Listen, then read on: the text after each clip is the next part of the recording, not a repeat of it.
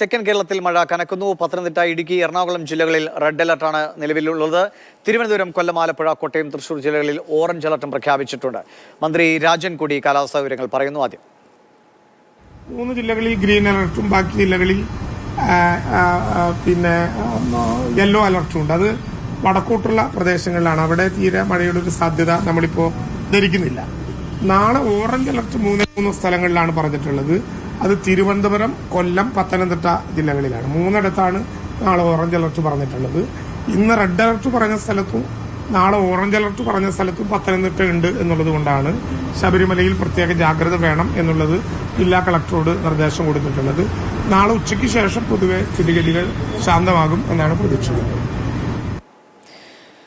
Jainus Raju, C K Abhilal, Arun Shankar എന്നിവർ നമുക്കൊപ്പം ചേരുന്നുണ്ട്. ആദ്യം അരുൺ ശങ്കറിലേക്കാണ്.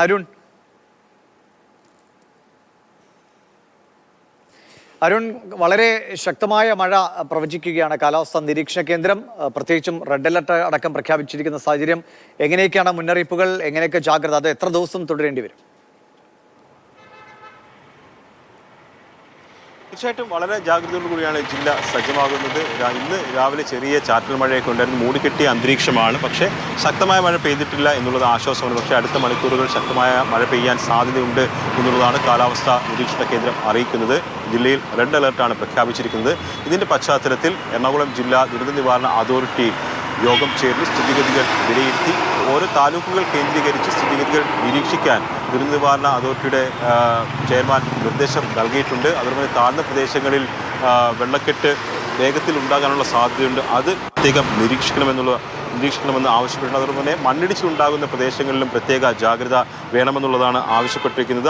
അഗ്നിശമന സേനയോടും സജ്ജമായിരിക്കാനുള്ള നിർദ്ദേശങ്ങൾ നൽകിക്കഴിഞ്ഞു. അതായത് ഏത് അടിയന്തര സാഹചര്യം വന്നാലും അതിന് വേണ്ട പ്രതികരണങ്ങൾ ഉണ്ടാകുന്നതിന് വേണ്ടിയിട്ടുള്ള തയ്യാറെടുപ്പുകൾ വേണമെന്നാണ് ഇപ്പോൾ ബന്ധപ്പെട്ട ഏജൻസികൾക്ക് ജില്ലാ ദുരന്ത നിവാരണ അതോറിറ്റിയുടെ നേതൃത്വത്തിൽ ചേർന്ന യോഗത്തിൽ നൽകിയിരിക്കുന്ന നിർദ്ദേശം. ഇപ്പോൾ ഒരു പ്രധാനപ്പെട്ട ചോദ്യം എന്ന് പറയുന്നത്, മുൻപൊക്കെ ഇത്തരത്തിൽ റെഡ് അലർട്ടും ശക്തമായ മഴയൊക്കെ ഉണ്ടാകുമ്പോൾ പൊതുവിദ്യാഭ്യാസ സ്ഥാപനങ്ങൾക്കൊക്കെ അവധി കൊടുക്കുന്ന പതിവുണ്ട്, അല്ലെങ്കിൽ അത്തരത്തിലുള്ള തീരുമാനത്തിലേക്ക് ജില്ലാ ഭരണകൂടം പോകാറുണ്ട്. പക്ഷേ അത്തരത്തിലൊരു തീരുമാനവും ഇതുവരെയും എടുത്തിട്ടില്ല. വരുന്ന മണിക്കൂറിലായിരിക്കും കാലാവസ്ഥ വിലയിരുത്തിക്കൊണ്ട്, സാഹചര്യം വിലയിരുത്തിക്കൊണ്ട് അത്തരത്തിലൊരു തീരുമാനത്തിലേക്ക് പോകും. പക്ഷേ ഇപ്പോൾ മുന്നൊരുക്കങ്ങൾ നടത്താൻ വേണ്ടിയിട്ടാണ് ജില്ലാ ദുരന്ത നിവാരണ അതോറിറ്റി ബന്ധപ്പെട്ട ഏജൻസികൾക്കൊക്കെ നിർദ്ദേശം നൽകിയിരിക്കുന്നത്. നാളെ ഉച്ചയോടുകൂടി മഴയുടെ ശക്തി കുറയും എന്നാണ് പ്രതീക്ഷിക്കുന്നത്. അതോടൊപ്പം തന്നെ ഈ തീരദേശ മേഖലയിലും ജാഗ്രതാ നിർദ്ദേശം നൽകിയിട്ടുണ്ട്. കടലിൽ പോകുന്ന മത്സ്യത്തൊഴിലാളികൾക്ക് ജാഗ്രതാ നിർദ്ദേശം നൽകിയിട്ടുണ്ട്. പത്തനംതിട്ടയിലെ വിവരങ്ങൾ കൂടി നോക്കാം. C K അഭിലാലുണ്ട്. അഭിലാൽ, എങ്ങനെയാണ് പത്തനംതിട്ടയിലും റെഡ് അലർട്ടാണ് നിലവിൽ? ഏതെങ്കിലും മേഖലകളിൽ കനത്ത മഴ അനുഭവപ്പെടുന്നുണ്ടോ?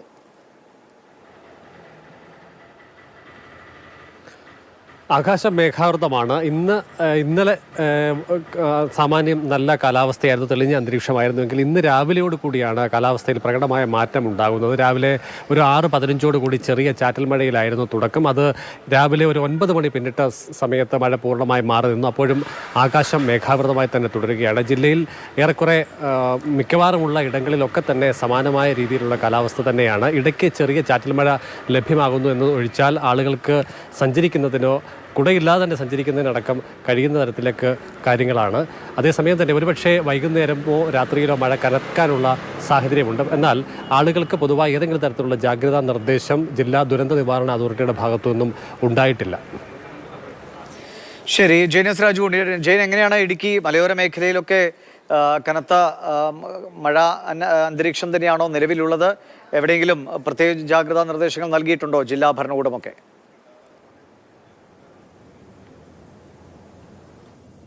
ദിവിഷ്, പത്തനംതിട്ടയിലെ ഏതാണ്ട് സമാനമായിട്ടുള്ള ഒരു സാഹചര്യമാണ് ഇടുക്കി ജില്ലയിൽ എന്ന് വേണം ഈ ഘട്ടത്തിൽ പറയാൻ.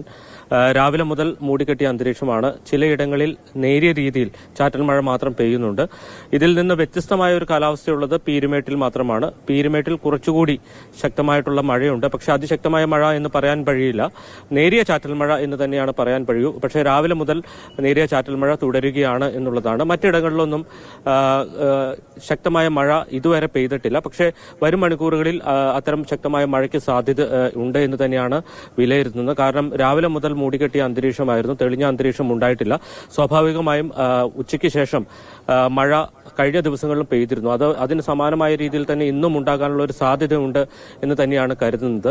മറ്റ് സാഹചര്യങ്ങൾ ഏതാണ്ട് അനുകൂലമായ സാഹചര്യമാണ്. പ്രത്യേകിച്ച് ഡാമുകളുടെ ജലനിരപ്പ് ഉൾപ്പെടെയുള്ള കാര്യത്തിൽ ആശങ്കപ്പെടേണ്ട സാഹചര്യം നിലവിലില്ല.